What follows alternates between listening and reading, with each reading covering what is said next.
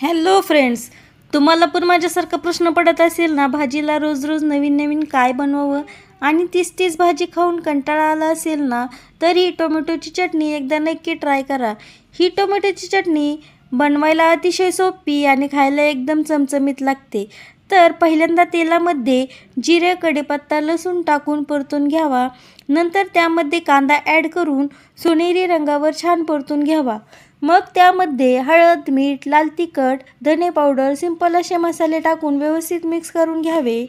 मग त्यामध्ये tomato add करावा. टोमॅटो छान मिक्स केल्यानंतर त्यावर एक झाकण ठेवून एक वाफ आणावी. वाफ आल्यानंतर टोमॅटो छान मिक्स करून घ्यावा. नंतर त्यामध्ये शेंगदाण्याचा कूट, कोथिंबीर आणि आपला स्पेशल असा इन्ग्रेडियंट मॅगी मसाला टाकून 2 मिनिटे छान परतून घ्यावे. तर तयार आहे आपली टोमॅटोची चटणी. ही टोमॅटोची चटणी तुम्ही भातासोबत किंवा चपातीसोबत एन्जॉय करू शकता. तर अशाच साध्या सिंपल रेसिपीसाठी आपल्या चॅनलला सबस्क्राईब करा.